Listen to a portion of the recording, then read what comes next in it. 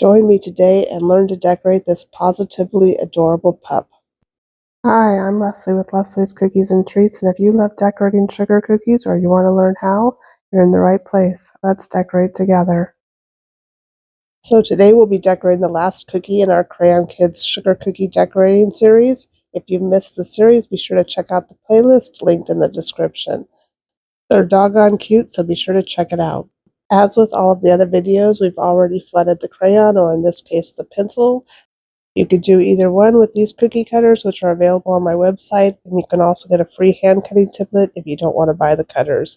And so I'm outlining and flooding in the ear with a white royal icing at about a 15-second consistency.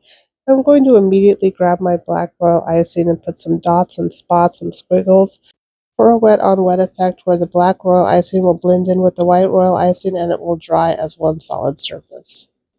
And I'm just going to take my scribe and kind of poke at the black icing in an up and down motion to try to get it to settle down into the white icing.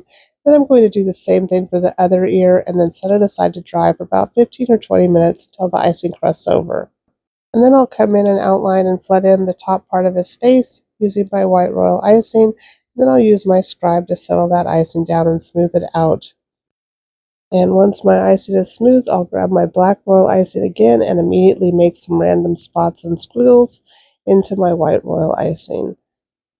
You can make as many or as few as you want, and then you can kind of squiggle it around with your scribe or poke up and down to get it to settle down and all blend together. And I realized I put so many black squiggles that the eyes were going to be completely lost, so I put another white dot of icing right in there, and then I have black little pearls, so I'm just going to set those in, and then set the cookie side to dry for another 15 or 20 minutes, before coming back in and piping in the snout at the bottom of his face. I'm just going to use my white icing for this, and I'm going to use my scribe to settle it down, but we are going to overpipe it again later, so it doesn't have to be perfect. And then I still wasn't happy with how well you could see the eyes, so I decided to give him some little bushy eyebrows. So I'm just using my white icing to make 2 eyebrows here, and I'll use my scribe to settle that down. And then I'm going to take my white icing and pipe in his paws right on top of the crayon or the pencil, and use my scribe to settle that down. And I put some squiggles and spots in the paws as well. Use your scribe to settle it all down and get it smooth, and then set this cookie aside to dry for another 15 to 20 minutes. And now that the icing has had a chance to crust over, I'm just going to come back in with my white icing and fill in his body. Use your scribe to settle that down, and then I added a little bit of black right underneath his face in a little V shape here, and I'm using my scribe to kind of make it look all kind of fuzzy.